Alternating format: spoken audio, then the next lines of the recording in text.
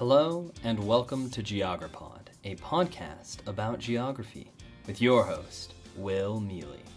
Today, for our third episode, we'll be focusing on a specific region in the world, the U.S. Southwest, and specifically, the state of New Mexico.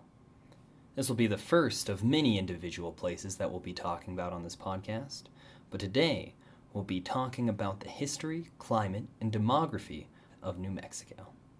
To accomplish this goal, I'll be heading to the Indian Pueblo Cultural Center in downtown Albuquerque to do some research. Alright, so here I am at the Indian Pueblo Cultural Center, hoping to learn a little bit about the history of New Mexico before European contact. Here at the Cultural Center, they talk about the Pueblos and how they were built out of adobe, which were made from mud and straw and baked in the sun. They're an ideal building material for the hot desert climate, as stated here. They absorb the sun's heat during the day and slowly release the heat during the cool night. While we usually refer to the settlements created by indigenous tribes in early New Mexican history as Pueblos, that's actually a Spanish word, and a lot of the Pueblos or cities were referred to by very different names by indigenous cultures. For example, the Acoma people referred to their pueblo as Haku. Jemez was referred to as Walatoa. The San Ildefonso was referred to Howoja Owenje, and Isleta was referred to as Tui in the Tiwa language. The Cultural Center describes the story of the Pueblo peoples as one of perseverance.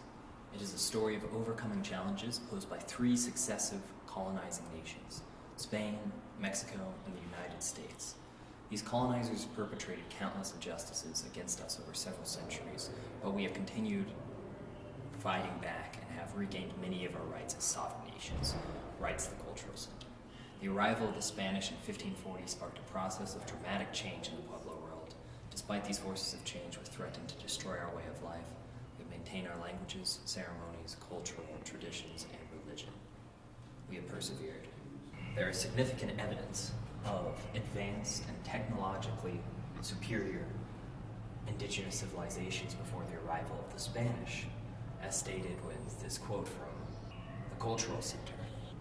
After much difficulty, Castano de Souza reached the Pueblo Valley in the mountains on January 13th, 1591, came to the tallest pueblo recorded by any Spaniard.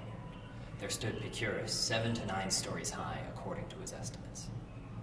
That's a height unmatched at that time by most of Europe and Asia. Through my trip to the Indian Pueblo Cultural Center, I learned about the long history of indigenous migration through the area that is now New Mexico, and the long and concerted effort to resist colonization by the Spanish, Mexican, and United States governments. It's been a long fight, but the people of the Pueblos and indigenous peoples in modern-day New Mexico have never willingly given up their culture, their food, or their traditions.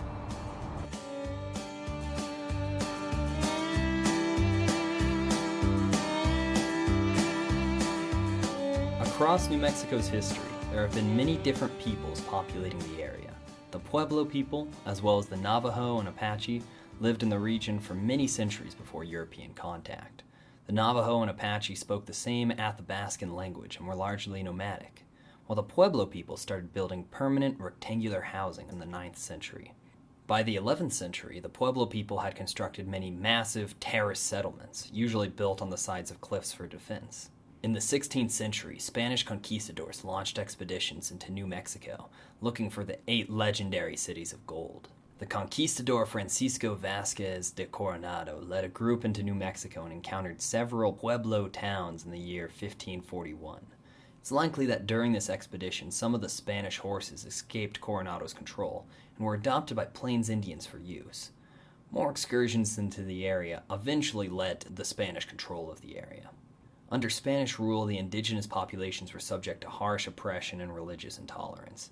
The encomienda system forced many natives practically into slavery. This resulted in the Pueblo Revolt of 1680 and the subsequent raids by the increasingly powerful Comanche. Then, after Mexico gained its independence from Spain in 1821, the New Mexican region became ruled by the United Provinces of Mexico. After the Mexican-American War and the Treaty of Guadalupe Hidalgo in 1848, New Mexico was mostly annexed by the United States. So amidst New Mexico's path to statehood, it saw some fighting in the American Civil War, as well as some clashes between Americans and indigenous groups. Union and volunteer forces were able to liberate New Mexico from the Confederate Army in 1862.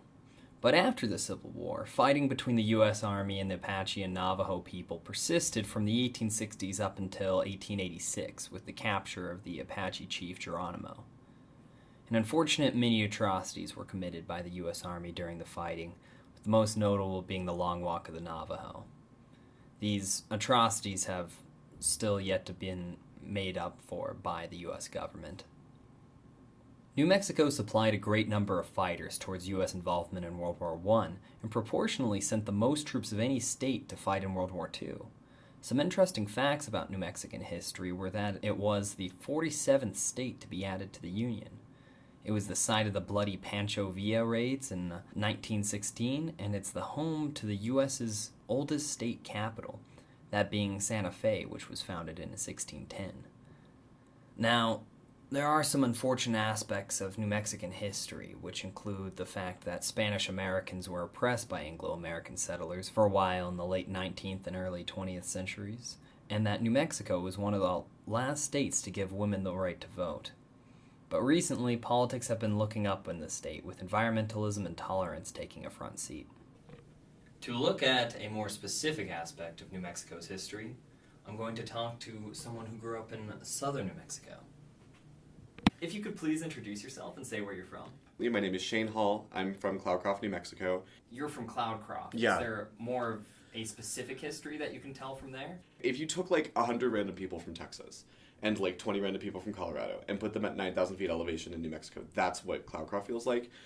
So when the pioneers were moving west and traveling into California, a lot of them stopped in a town called Alamogordo and were like, this is it, this is perfect, it's flat land, this is all we need.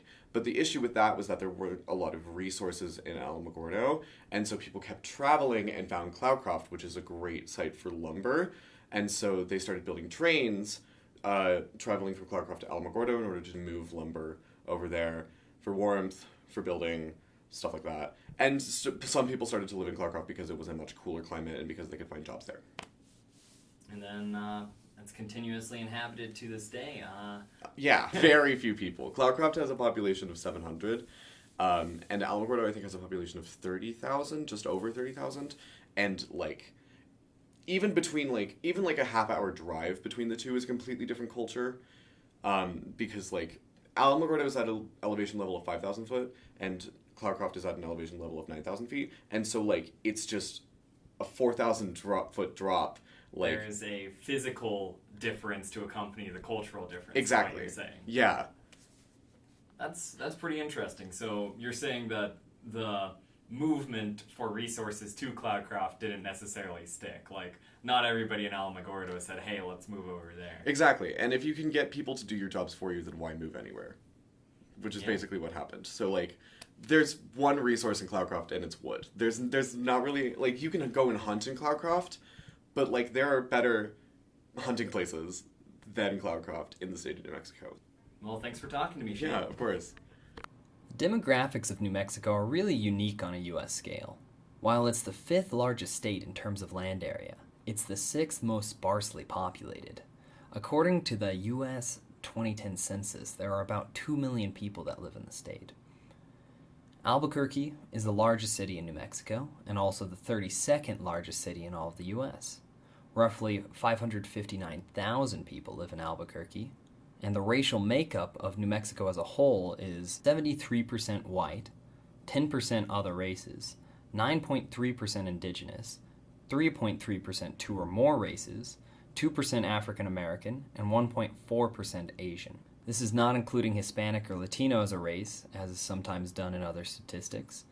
If Latino/Hispanic is included as a race, New Mexico is then considered a majority-minority state. 1 out of 3 residents speak Spanish at home, and the number of PhDs per capita are the highest in the nation. The Navajo are the largest indigenous group in the U.S. and largely inhabit the state of New Mexico. The state is also around 75% Christian, 4% non-Christian religious, and 21% non-affiliated. It's estimated by the Census Bureau's Population Estimate Program that New Mexico's population will reach 2.5 million by 2025. So that's a little bit about New Mexico. I would like to thank Shane Hall, the Indian Pueblo Cultural Center, the U.S. Census Bureau, and the New Mexico State Data Center for providing info for this episode. This has been the 3rd episode of GeograPod. I hope you return in the future for some more geography-themed content. Thank you, and goodbye.